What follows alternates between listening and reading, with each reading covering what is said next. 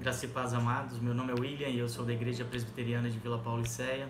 Em continuidade aí a nossa série de perguntas que vem falando sobre o breve catecismo de Westminster, hoje nós devemos falar sobre a pergunta de número 37. Quais são as bênçãos que os fiéis recebem de Cristo na hora da morte? E a resposta a essa pergunta é: a alma do fiel, na hora da morte, é aperfeiçoada em santidade e imediatamente entra na glória, e o corpo, que continua unido a Cristo, descansa na sepultura até a ressurreição. Para uma melhor compreensão, vamos dividir essa frase, essa afirmação, em três partes. A primeira: a alma do fiel na hora da sua morte é aperfeiçoada em santidade e imediatamente entra na glória. Em Lucas, em seu capítulo 23, versículo 43, Jesus vai dizer a um dos pecadores que foram crucificados com ele, lá na cruz do Calvário: em verdade te digo que hoje mesmo estarás comigo no paraíso. E no versículo 48 deste mesmo capítulo, Jesus diz ao Pai: Pai, nas tuas mãos entrego o meu espírito. E assim expirou. Em Filipenses, Paulo vai dizer no capítulo 1, versículo de número 23: Ora, de um outro lado estou constrangido, tendo o desejo de partir e estar com Cristo, o que é incomparavelmente melhor.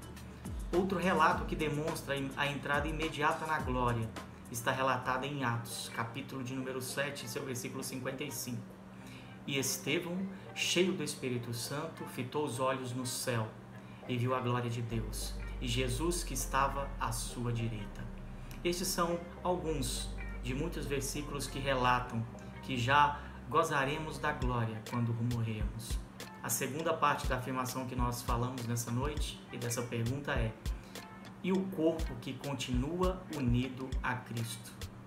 Em 1 Tessalonicenses, o capítulo 4, versículo 14, diz que se cremos que Jesus morreu e ressuscitou, assim também Deus, mediante Jesus, trará em sua companhia os que dormem.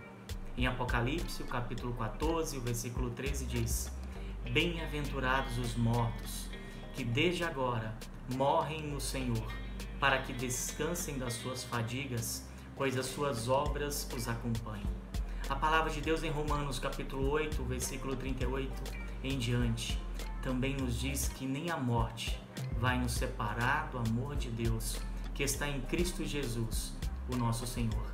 O próprio Jesus também vai dizer: aqueles que o Pai me deu jamais serão arrebatados da sua mão, jamais perecerão.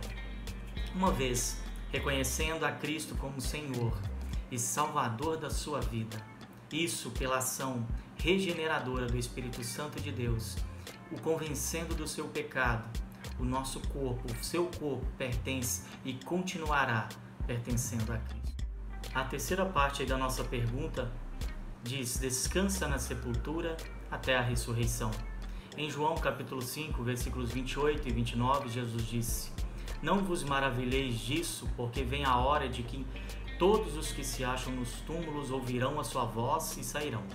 Os que tiverem feito bem para a ressurreição da vida e os que tiverem praticado mal para a ressurreição do juízo. Precisamos entender que a morte não é algo a se temer, mas será um dia de glória para os que estiverem em Cristo Jesus. Todos os homens morrerão fisicamente, exceto os cristãos que estiverem vivendo por ocasião da volta de Cristo. Sobre isso falaremos em um outro momento, uma nova oportunidade. O fato é que, mais cedo ou mais tarde, no momento definido por Deus, a morte física nos alcançará. É apenas uma questão de tempo, ninguém escapa dela.